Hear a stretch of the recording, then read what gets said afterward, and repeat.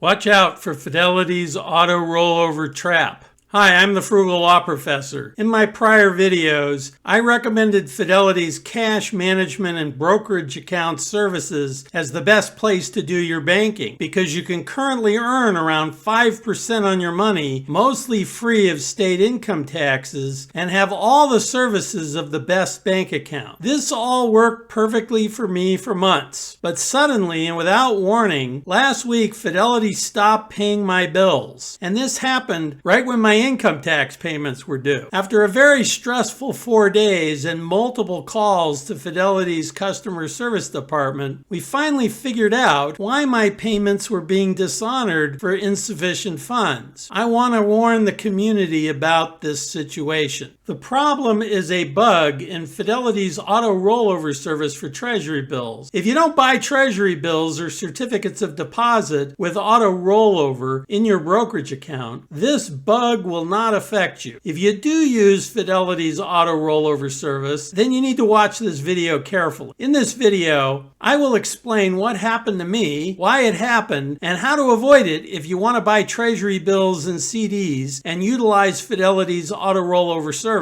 At the end, I will also discuss why you might want to buy Treasury bills. If you have no interest in buying Treasury bills or CDs in your account, you can ignore this video. What happened to me? As I explained in my earlier videos, I have consolidated my banking with Fidelity Investments. I earn a high rate of interest, mostly state tax-free, from Fidelity's very safe Treasury-only money market fund, or FDLXX. I am able to use that fund while automatically paying my bills and charges. The system worked great for months. However, last week, Fidelity suddenly and without notice started dishonoring my bill payments, even though I had plenty of money in my account to cover the charges. After many anxious calls to customer service, we finally figured out why this was happening. The answer is a serious software bug in Fidelity's Treasury bill auto-rollover system. 8 weeks earlier, I decided to create a Treasury bill ladder consisting of 8-week Treasury bills, with one Treasury bill maturing each week. I elected to use Fidelity's auto-rollover feature at the time that I made my Treasury bill purchases so that Fidelity would purchase a new Treasury bill to replace the Treasury bill that matured each week. What I didn't know, and what is not disclosed by Fidelity in any of their notices, is that the rollover process would cause other funds in my brokerage money market account to be frozen each week. If you happen to have any bills that are to be paid during the freeze, those charges will be rejected for insufficient funds, even though you have plenty of money in your money market account. Through very bad luck, the freeze on my account occurred at the worst time of year, when my prior year and estimated tax payments were due. The result was that my estimated federal tax payment was not made on time. It was made 1 day late. My state tax payments were made twice because of incorrect advice I received from customer service early on, and 3 of my credit card payments were denied for insufficient funds. What a mess. If you want to use Fidelity's auto-rollover service, you need to understand how it works to avoid having this happen to you. After I explain the problem, I will recommend a workaround to prevent this from happening. The Treasury bill rollover process. The U.S. Treasury sells Treasury bills to the public through an auction process. The auction process allows little people like us to get the same Treasury bill pricing and interest rates as large institutional purchasers by allowing us to piggyback on their bids. The auction process for different types of Treasury bills occurs at regular intervals, depending on the duration and length of each Treasury bill. For example, the auction for 8-week Treasury bills is announced each week on Tuesday. The auction occurs 2 days later on Thursday, and the bonds purchased at the auction must be paid for the following Tuesday.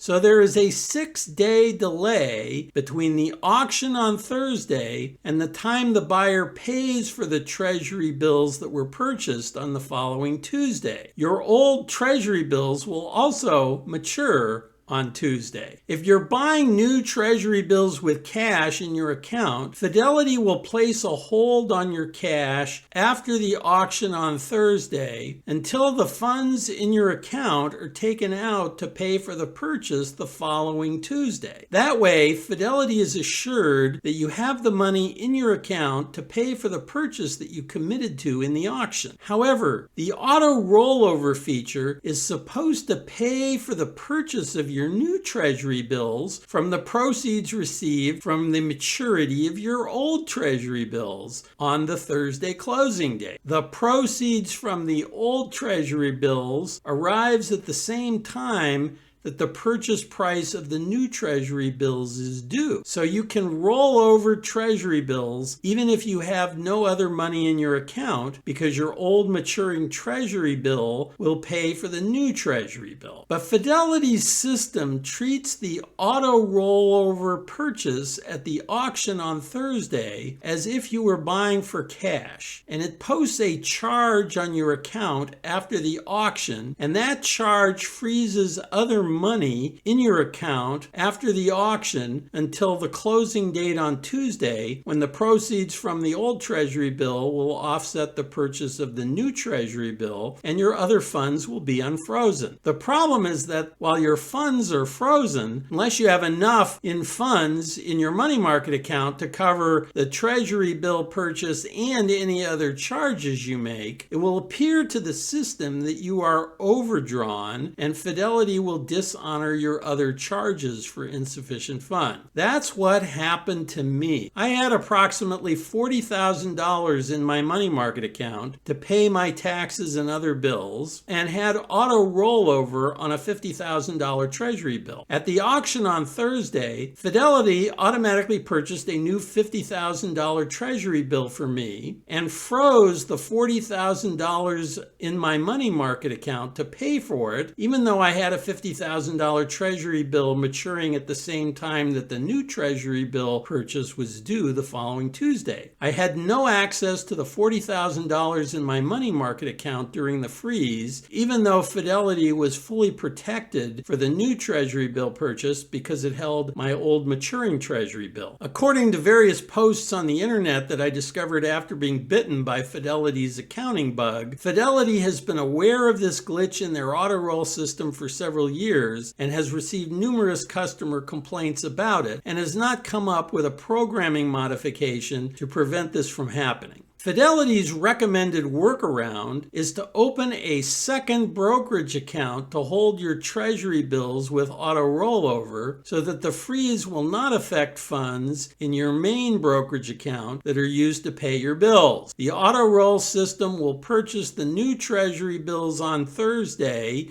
even though there is no cash in your Treasury bill brokerage account, and will pay for that purchase with the proceeds of the older maturing Treasury bills on the following Tuesday. The Treasury bill brokerage account will show a negative balance between Thursday's auction and the Tuesday settlement date each time a Treasury bill auto rolls over, but that negative balance will not affect the money market funds in a different brokerage account. Of course, any funds in the auto roll Treasury brokerage account will be frozen, so such funds should be moved to the non-Treasury brokerage account before the freeze occurs. For what it's worth, I believe Fidelity's current system violates its contract with its customers. I have read through the auto roll disclosure, and there is no mention of the freeze issue. Indeed, the auto roll disclosure suggests that the new replacement Treasury bills will be purchased after the old Treasury bills mature. The procedure in the disclosure would not work with the Treasury's auction schedule, so Fidelity does not follow it. There is no disclosure that the auto roll will freeze customer funds held in the same account. The programming required to prevent this from happening would probably not be simple, which I presume is the reason that they have not addressed this issue previously. But Fidelity should tell their customers in clear language about the danger that a freeze of customer funds would have, and recommend a separate account if customers may need access to their funds during the freeze. It's really an unworkable and unacceptable situation. Further, Fidelity's system does not allow the transfer of the auto-rollover settings when you transfer Treasury bills to a separate brokerage account. So when I transferred my 8 Treasury bills to a separate brokerage account to avoid this freezing glitch in the future, the auto-roll feature on my Treasury bills was turned off. For the next 8 weeks, I will have to manually buy new Treasury bills with auto-rollover after each of my existing Treasury bills matured.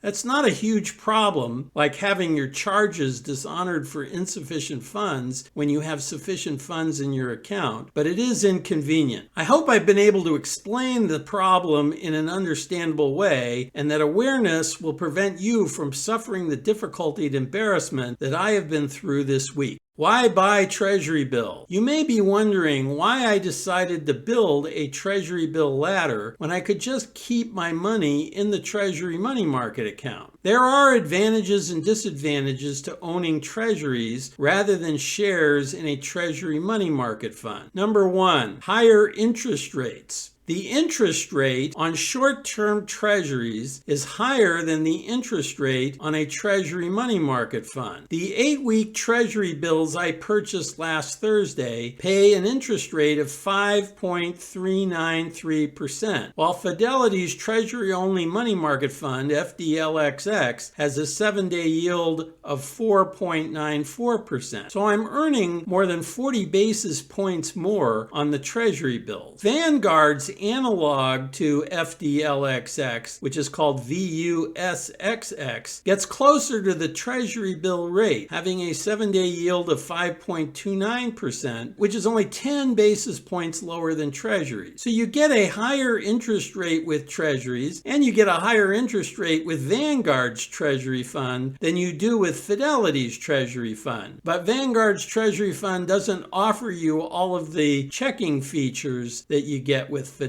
Number 2, fixed versus variable rates. The Treasury bill rate is fixed during the term of the Treasury bill, while the money market fund rate can change every day. If the Federal Reserve reduces the federal funds rate, my Treasury bills will still pay the rate guaranteed when I bought the Treasury bill until it matures, while the mutual fund interest rate will quickly drop. Of course, this benefit of Treasury bill fixed rates when interest rates fall becomes a burden if interest rates rise. Money market rates will increase while my Treasury bill rate is fixed until it matures. Number 3, liquidity. Treasury bills are less liquid than money market funds. If I need to sell my Treasury bills in a hurry before they mature, I would have to sell them on the open market and would likely get a lower price than if I held them to maturity. So my money is not as liquid in a Treasury bill as it is in a money market fund. Treasury advantage number 4, state taxes. 100% of the interest on Treasury bills is free of state income taxes, while generally only about 90% or less of the interest earned on Treasury money market funds is state tax exempt. So actual Treasury bills give you a bit better tax benefit. So you should only consider buying Treasury bills